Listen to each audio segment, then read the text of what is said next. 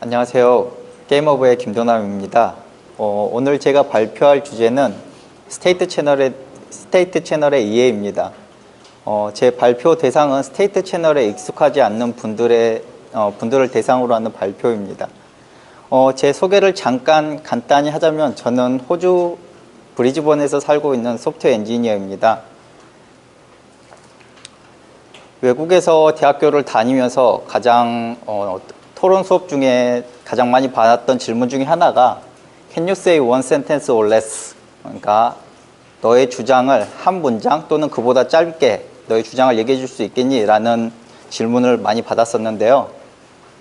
여러분에게 제가 그 질문을 드리고 싶은데요. 여러분에게 이더리움이란 한 문장으로 이더리움이란 무엇인지 혹시 이야기해 주실 분 있으십니까?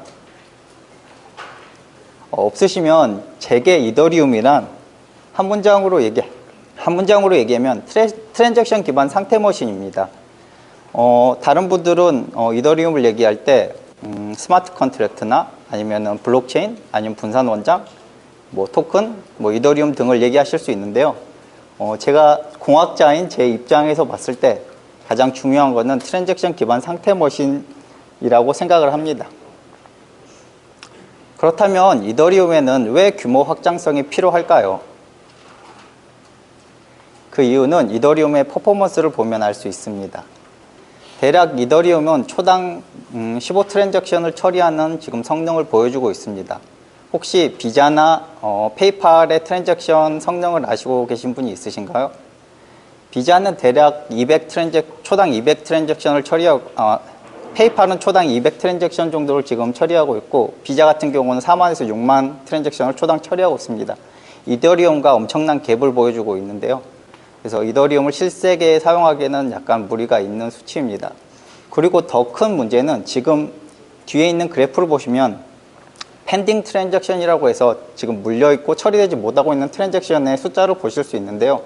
대충 2000개의 트랜잭션이 처리되지 못하고 있는 것을 보실 수 있습니다. 제가 앞서 정의했던 트랜잭션 기반 상태 머신인데 트랜잭션이 이렇게 많이 처리되지 못하고 있는다는 것은 이더리움에 조금 문제가 있다라고 생각을 해볼 수 있습니다. 그리고 가장 큰 어떻게 보면 이더리움의 발표 때마다 나오는 크립토키티가 있습니다. 이 크립토키티 사태라고 대부분 얘기를 하시더라고요. 크립토키티 사태를 통해서 이더리움에는 정말 규모 확장 솔루션이 필요하다는 게 커뮤니티의 동일한 의견이 되었습니다. 그러면 이더리움은 규모 확장성을 얻기 위해서 어떠한 노력들을 하고 있을까요? 네. 첫 번째로는 캐스퍼와 샤딩을 예로 들 수 있습니다. 캐스퍼와 샤딩은 즉 레이어 1 솔루션, 즉 메인넷을 하드포크해서 메인넷에 수정을 가해야 하는 솔루션입니다. 이 확장 솔루션이 처음 언급된 게 데브콘 제로, 즉 2014년 말쯤에 나왔던 규모 확장성 솔루션입니다. 지금이 2019년 1분기가 끝난 시점임을 생각해 봤을 때 상당히 더디게 진행되고 있는 것을 알 수 있습니다. 여기서 한 가지 짚고 넘어가야 될 게 이더리움 만트라는 어떤 기도 주문이나 이런 기독교에서 아멘과 비슷한 얘기인데요. 이더리움 만트라는 우리가 예상했던 것보다 모든 것이 더 오래 걸린다입니다. 그래서 여러분의 혹시 매니저가 이더리움 관련 개발을 하고 있을 때 왜 이렇게 더디냐라고 물어본다면 이 문장을 외쳐주시면 될 것 같습니다. 그렇다면 저희 공학자들은 어떻게 보면 주어진 제약 조건에도 불구하고 미션 크리티컬한 앱을 만들어야 하는 사람들입니다.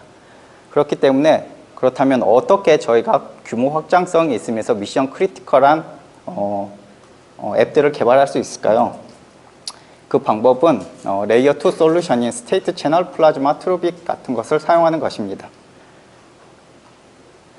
스테이트 채널의 특성으로는 낮은 비용과 빠른 처리 속도, 즉각적인 트랜잭션 완결성 제공, 메인넷 수정이 필요 없고 온체인과 같은 보안 모델을 사용하고 온체인 프로세싱을 감소하고 프라이버시를 강화한다는 특성들이 있습니다. 하지만 이 정의를 자세하게 보시면 이건 오직 스테이트 채널의 특성만은 아닙니다. 이거는 레이어 2 솔루션에 대한 특성이기 때문에 다른 플라즈마나 투룹이 또 동일한 특성들을 가지고 있습니다. 그러면 스테이트 채널의 구성 요소를 살펴보겠습니다. 제가 앞서 얘기해서 레이어 2 솔루션에는 스테이트 채널, 플라즈마 트루빗이 있다고 얘기했었는데, 제가 스테이트 채널을 좋아하는 이유는 단 한 가지입니다. 가장 간단하고 기초적인 레이어 2 확장 솔루션이기 때문입니다. 스테이트 채널의 구성 요소는 레이어 1에 존재하는, 즉 메인넷에 존재하는 스마트 컨트랙트, 그리고 참여자 간의 커뮤니케이션 할 수 있는 P2P 네트워크와 프로토콜로 구성되어 있습니다. 이 이상도 이 이하도 아닙니다. 그렇기 때문에 P2P 네트워크 프로그래밍 경험이 있으시고 스마트 컨트랙트 개발 경험이 있으시면, 멀티시그 원래 정도 개발 경험이 있으시면 하루 이틀 만에 정말 간단한 토이 페이먼트 채널, 스테이트 채널을 만드실 수 있습니다.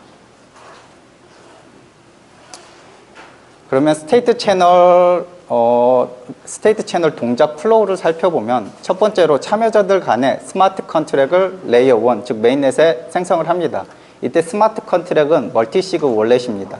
그래서 참여자가 앨리스와 밥이 있다고 하면 앨리스와 밥이 같이 사용할 수 있는 멀티시그 월렛을 만들고, 그 월렛이 만들어졌으면 레이어 2, 즉 그 스테이트 채널로 이동해서 커넥션을 맺은 다음에 참여자들 간에 필요한 만큼 상태 변경 커뮤니케이션을 서명과 함께 수행을 합니다.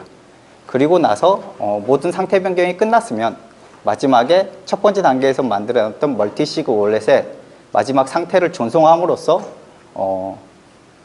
분쟁 조정이 필요한 경우는 분쟁 조정을 하고 종료를 하면 됩니다. 정말 간단하지 않습니까? 스테이트 채널에 대한 종류를 빠르게 살펴보면 페이먼트 채널, 앱 스페시픽 채널, 버추얼 스테이트 채널, 허브 앤 스포크 채널이 있습니다. 이 중에 앱 스페시픽 채널은 이전에는 N-파티 스테이트 채널이라고 많이 불렸습니다. 그래서 혹시라도 자료를 찾아보실 때는 N-파티 스테이트 채널이라고 찾아보시면 많은 자료를 보실 수 있으실 겁니다. 그리고 제가 버추얼 스테이트 채널이나 허브 앤 스포크 채널을 다뤄보지 않았기 때문에 이 부분에 대해서 조금 설명하기는 조금 힘들 것 같고요. 제가 간단하게 개념만 설명하고 넘어가도록 하겠습니다. 버추얼 스테이트 채널은 예를 들어서 앨리스와 잉그리드가 이미 스테이트 채널을 오픈해 놓은 상태이고, 잉그리드와 밥이 스테이트 채널을 오픈해 놨다면 앨리스와 밥이 혹시라도 상태 변경을 같이 하고 싶은 경우에 따로 채널을 오픈하는 것보다는 잉그리드를 통해서 일종의 하나의 그냥 스테이트 채널인 것처럼 사용할 수 있는 방법을 얘기하고 있습니다. 그림으로 보면 이런 식이 됩니다. 그래서 따라서 잉그리드는 일종의 프록시나 릴레이 같은 역할을 진행하면서 잉그리드가 볼 수 없게 해시 타임드 락을 이용해서 앨리스와 밥이 메시지를 받을 수 있다면 앨리스와 밥은 일종의 스테이트 채널이 없지만 스테이트 채널이 있는 것처럼 동작할 수 있는 그런 원리입니다. 허브 앤 스포크 채널은 한 노드가 여러 노드와 커뮤니케이션을 해야 되는 경우에 커넥션 생성 비용이 기하급수적으로 증가할 수 있습니다. 그래서 중앙에 약간 중앙 집중화된 노드를 만들어서 그 허브를 통해서 커뮤니케이션을 하는 방법입니다. 이 방법의 단점으로는 사람들이 약간 중앙 집중화된 방법이다라고 이야기할 수 있는데, 저는 그렇게 생각하지 않습니다. 그 이유가 예를 들어서 노드들이 원하면 다른 허브를 얼마든지 만들 수 있기 때문에 저는 꼭 나쁘지 않은 방법이라고 생각을 하고, 모든 노드 간의 커뮤니케이션 채널 생성 비용이 증가하는 경우라면 상당히 효과적인 방법이라고 생각합니다. 일종의 허브 앤 스포크 네트워크의 가장 실생활 일례로 페덱스 같은 택배 물류센터를 생각해 보시면 됩니다. 한 사람은 이제 물류센터로 여러 사람이 보내는 어떤 택배 같은 것이 한 물류센터로 집약되고 그 물류센터에서 약간 효과적으로 다시 배송을 할 수 있는 그런 모델입니다.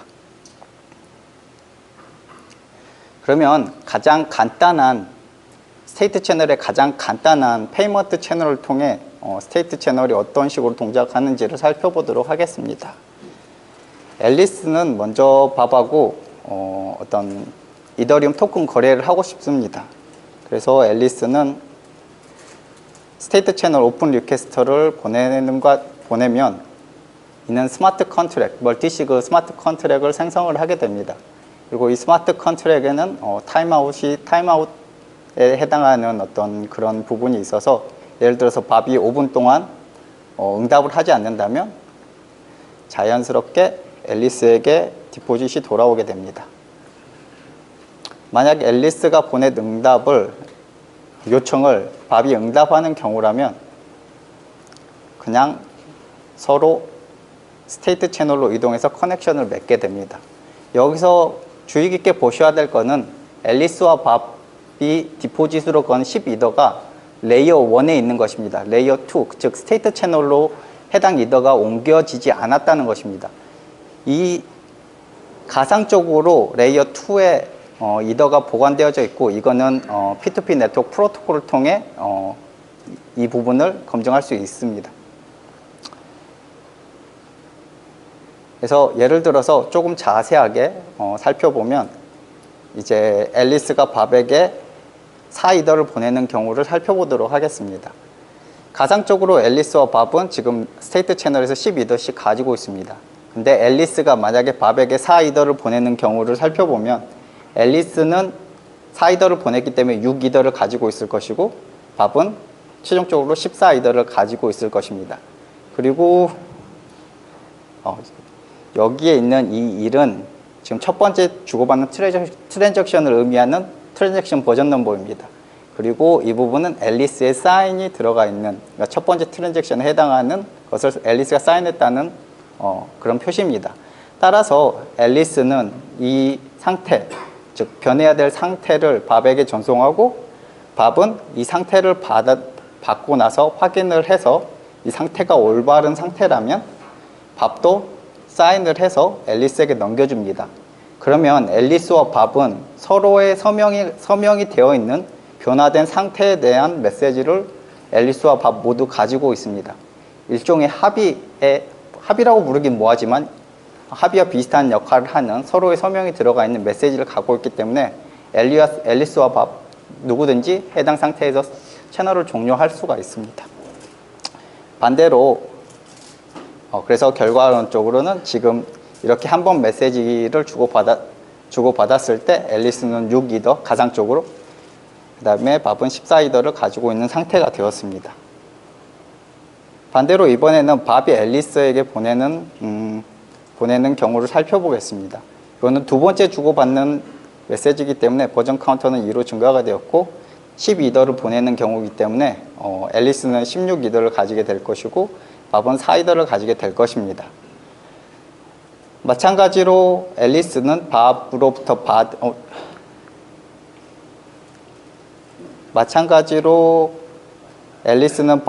받은 메시지가 맞은지 확인하고, 그에 대한 컨펌을 그게 맞으면 앨리스의 서명을 포함해서 밥에게 보내게 됩니다.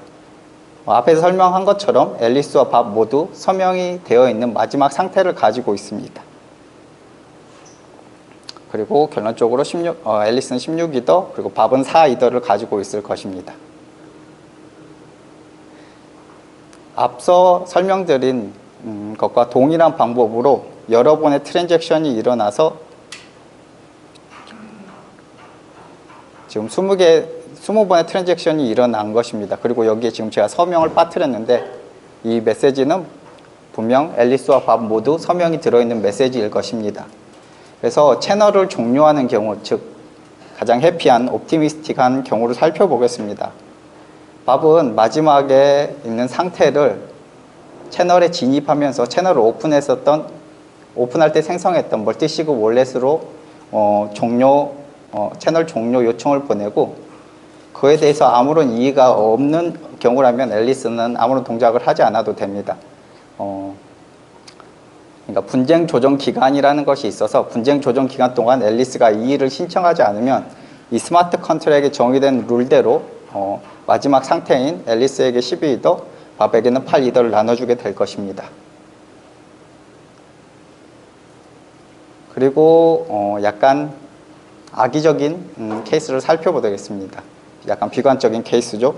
밥이 자기가 주고받은 메시지를 보니까 18번째 자기 자신이 훨씬 더 많은 이더를 가지고 있었던 시점이 있기 때문에 그것을 가지고 채널을 종료하는 경우를 살펴보겠습니다. 밥은 종료 요청을 중간에 자기 자신 유리했던 메시지를 사용해서 보내면 앨리스는 분쟁 조정 기간 동안 분쟁 조정 요청을 보낼 수가 있습니다. 그 분쟁 조정 요청에서는 가장 마지막 상태, 즉 버전 카운터가 높은 메시지를 제공하게 되고, 스마트 컨트랙트는 미리 정해진 분쟁 조정 룰에 따라서 더 높은 버전 카운터를 사용해서 이 메시지가 더 정확한 메시지라고 판단하고 앨리스와 밥에게 마지막 상태를 바탕으로 이더를 나눠주게 될 것입니다. 이게 스테이트 채널의 가장 핵심적인 내용입니다. 그리고 여러분들이 지금까지 내용을 이해하셨으면 스테이트 채널의 90% 정도 이해하셨다고 생각하시면 될 겁니다. 정말 간단한 모델입니다.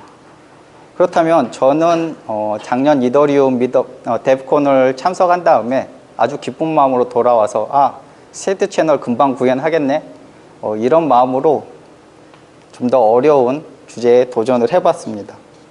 앱 스페시픽 채널입니다. 그리고 이 부분은 카운터팩추얼이나 셀러 네트워크에서 이미 다 프레임워크로 구현되어서 여러분들이 아주 쉽게 구현할 수 있습니다. 하지만 제가 돌아와서 생각을 해보니 예를 들어서 틱택톡 게임을 개발해야 된다고 생각을 해보겠습니다. 그냥 단순 이더 전송에서는 앞에서 살펴보신 것처럼 단순하게 아주 효율적으로 메인넷과 많은 커뮤니케이션을 하지 않고 스테이트 채널을 활용해서 빠르게 상태 변경을 할 수 있습니다. 하지만 틱택톡 게임을 하면서 틱택톡 게임의 모든 상태까지 관리하는 스테이트 채널을 만든다고 하면 앨리스와 밥이 모두 신뢰할 수 있는 게임에 관한 모든 조건들은 스마트 컨트랙에 정의되어야 할 것입니다. 근데 이 스마트 컨트랙은 레이어 1, 즉 메인넷에 있습니다. 스테이트 채널 2의 레이어 2 솔루션의 목적은 최대한 레이어 1, 즉 메인넷과 커뮤니케이션을 줄이는 게 목적인데, 스마트 컨트랙, 즉 게임에 관한 모든 룰이 메인넷에 있다면 딱히 방법이 없고 이걸 어떻게 해결해야 하나라는 생각이 들기 시작했습니다. 그래서 이걸 해결할 수 있는 가장 간단한 방법은 스마트 컨트랙이 스테이트 채널에 있으면 됩니다. 그러면은 페이먼트 채널과 마찬가지로 디포짓을 메인넷에만 걸고, 즉 최소한의 앵커를 메인넷에만 생성하고 그 다음에 모든 커뮤니케이션은 참여자 간의 스테이트 채널에서 할 수 있는 방법이 생기게 됩니다. 그러면 개발자분들은 아마 친숙하신 용어일 건데 레이지 이밸류에이션이라는 용어가 있습니다. 즉 지연평가라는 게 있는데요. 궁극적으로 스테이트 채널에 진입하기 위해서는 스마트 컨트랙을 만들어야 한다는 부담감이 있습니다. 그리고 스마트 컨트랙을 만드는 속도나 비용이 빠르고 작다라는 보장이 없습니다. 그래서 이 부분을 만약에 극한 튜닝을 한다면 스마트 컨트랙을 생성하지 않고 스테이트 채널에 진입할 수 있다면 더 빠른 스테이트 채널 사용자 경험을 제공할 수 있을 것입니다. 그런데 지연평가를 하려면 가장 풀기 어려운 문제가 있습니다.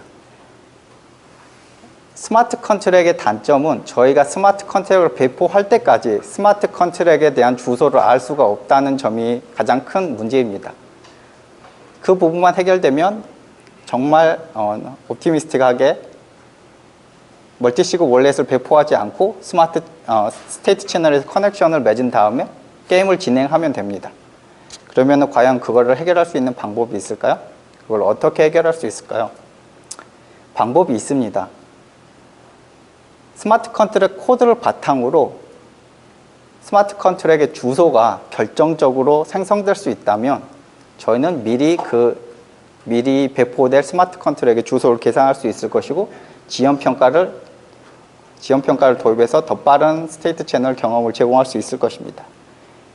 그리고 그것을 제공하는 게 스키니 크리에이트 2라는 약간 웃긴 이름의 말라 비틀어진 생성 2번이라는 이름의 것이 있습니다. 비탈릭이 제안을 한 거고요.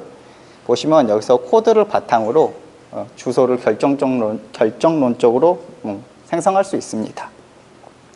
그렇다면 앱 특화 채널에 대한 플로우는 페이먼트 채널과 어떻게 달라지는지 한번 살펴보도록 하겠습니다. 먼저 저희는 스마트 컨트랙을 생성해야 할 필요가 없습니다. 그리고 이 스마트, 그러니까 즉 멀티시그 월렛의 주소는 이미 계산되어져 있는 주소가 코드를 바탕으로 미리 계산되어질 수 있습니다. 이더리움 사용자들은 자신이 원하는 주소로 얼마든지 이더를 전송할 수 있기 때문에 먼저 미리 계산되어진 미래의 멀티시그 월렛 주소로 각자의 디포짓을 보낸 다음에 스테이트 채널에서 바로 커넥션을 맺습니다. 이더 전송만 하면 되니 훨씬 더 빠르죠. 그런 다음에 앨리스와 밥이 플레이할 틱택토 게임의 스마트 컨트랙에 대한 코드에 대해서 서로 사인을 주고받습니다. 그러면 이 스마트 컨트랙, 그러니까 즉 스테이트 채널 스마트 컨트랙은 이 메인넷에 배포에 되어져야 할 이유가 없기 때문에 훨씬 더 빠르게 진행할 수 있습니다. 하지만 여기서 의문이 드실 겁니다. 이거는 스마트 컨트랙인데 스테이트 채널에서 그럼 과연 어떻게 해석할 수 있을 것인가? 그 정답은 스테이트 채널에 앨리스와 밥에 각자 EVM에 호환되는 버추얼 머신을 가지고 있습니다. 그래서 게임을 하면서나 아니면은 게임을 하기 전에 이 코드 단계에서도 얼마든지 검증이 가능합니다. 그렇다면 페이먼트 채널과 마찬가지로 틱택토 게임을 하면서 이렇게 상태 변경 추적을 하고 그 상태 변경이 이루어질 때마다 서로의 서명이 들어가게끔 될 것입니다. 그러면 마지막으로 앱 특화 채널을 종료하는 경우에 대해서 살펴보도록 하겠습니다.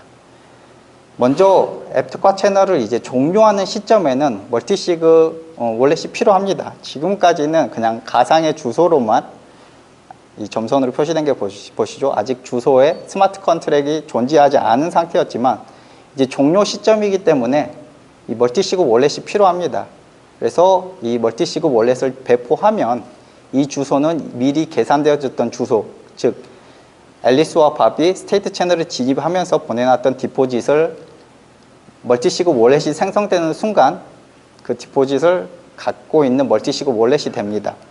그러면 이 멀티시그 월렛에 앨리스는 스테이트 채널 종료 요청을 전송할 수 있습니다. 요청을 하고 그때 틱택토의 마지막 상태만을 전송하면 됩니다. 여기에서 한 가지 분명한 장점이 발생을 하는데요. 그냥 제일 처음에 저희가 이 앱 특화 채널을 설명할 때 틱택토 게임의 스마트 컨트랙도 메인넷에 배포를 해야 했습니다. 하지만 이 종료의 경우에는 이미 마지막 상태에 대해서 앨리스와 밥이 서로 동의를 했기 때문에 스마트 컨트랙, 즉 게임에 관련된 스마트 컨트랙을 배포하지 않고도 더 빠르게 마지막 상태에 대해서 합의를 볼 수 있는 것입니다. 하지만 이 앱 특화 채널에도 단점이 있습니다. 정말 큰 단점이 있는데 옵티미스틱한 케이스라면 채널을 여는 것은 온체인에서 일어나고 게임에 관련된 스마트 컨트랙 배포는 오프체인에서 일어나겠죠. 그리고 상태 변경도 오프체인에서 일어납니다. 그리고 마지막 체인을 종료하는 시점에서는 모든 컨트랙을 다 배포할 필요 없이 멀티시그 월렛만 배포하고 끝낼 수 있으므로 장점을 이 부분에서 얻을 수 있게 됩니다. 하지만 앨리스가 악의적으로 올바른 상태를 전송하지 않는다면 과연 어떻게 이 분쟁을 해결할 수 있을까요? 앞서 얘기했던 것처럼 이 스마트 컨트랙은 EVM 호환입니다. EVM 호환이기 때문에 어쩔 수 없이 스테이트 채널에 있었던 스마트 컨트랙을 메인넷, 즉 레이어 1에 배포를 해야 합니다. 모든 스마트 컨트랙을 배포를 하고 스테이트 채널에서 주고받았던 모든 상태 변경 메시지를 온체인에서 실행해야 합니다. 그 다음에 채널을 닫는 거는 뭐 똑같이 일어나야 하는 거기 때문에 별 차이는 없기는 하지만 지금까지 이득을 봤던 모든 부분이 레이어 1에서 일어나야 합니다. 그러니까 스테이트 채널을 사용해야 하는 이유를 다 잃어버린 것입니다. 그러니까 옵티미스틱한 케이스에서는 앱특화 채널에서는 분명히 어드밴티지가 있지만 이제 분쟁 조정을 거쳐야 하는 경우에는 모든 스마트 컨트랙이 레이어 1에 있는 것과 다를 바가 없는 효과가 발생하게 됩니다. 그러면 이게 굳이 이게 나쁜 것이냐라고 생각을 해볼 수가 있는데 퍼포먼스에 대한 어떻게 보면 얻었던 장점들은 잃어버렸지만 최소한의 상태가 나쁘게 잘못되게 변경되는 어떤 그런 점을 막아주기 때문에 저는 충분히 의미 있는 결과라고 생각을 합니다. 제 발표는 여기까지고요. 안타깝게도 약간 앱 스페시픽의 단점으로 마무리를 하게 돼서 조금 마음이 좀 안 좋습니다. 스테이트 채널에 대한 어떻게 보면 좋은 점을 바탕으로 마무리를 했어야 되는데 하지만 제 발표를 통해서 분명 스테이트 채널에 대한 장점을 발견하신 분이 있을 거라고 믿고 제 발표를 마치겠습니다. 감사합니다.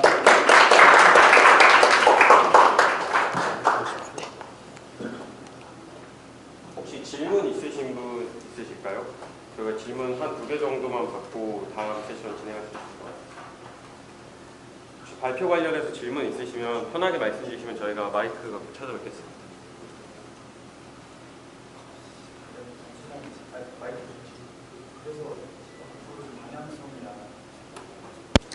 방향성은 지금 스테이트 채널을 실제로 사용하고 있는 회사들이 있는데요. 펀페어라는 회사는 온라인 갬블링 시스템, 온라인으로 하는 뭐 저희 나라로 한 게임 뭐 맞고 한 게임 포코 같은 그런 걸 운영하는 회사인데 스테이트 채널을 사용해서 직접 지금 비즈니스 크리티컬한 비즈니스를 하고 있고요. 또 스팽크 체인이라고 있는데 약간 웃으시는 분들이 있는데 이분들은 다 사이트를 방문해 보신 분들이죠. 예. 한국으로 따지면은 뭐 아프리카 TV 비슷한 것처럼 캠을 통해서 어떤 방송을 하고 별풍선이라고 하나요? 예, 그런 거를 별풍선에 해당하는 부티를 보낼 수 있는 그런 것을 적용해서 하고 있는 좀 비즈니스 크리티컬하게 사용하고 있는 친구들이 있는데요. 이제 그런 친구들을 보면 어떻게 보면 물론 플라즈마 아주 좋은 솔루션이고 하지만 복잡하고 처음에 시작하기 어렵다면 저는 스테이트 채널을 사용해서 시작을 해보고 나중에 플라즈마로 옮겨가는 것도 나쁘지 않다고 생각합니다. 그리고 논의되고 있는 방향성 중에 플라즈마와 호환되는 스테이트 채널도 이야기가 되고 있기 때문에 아주 개인적인 의견으로는 스테이트 채널을 입문해서 이전 레이어 2 솔루션에 익숙해지는 것도 나쁘지 않은 방법이라고 생각합니다. 혹시 추가적인 질문 있으신가요? 죄송한데 조금만 크게 얘기해 주시죠. 네.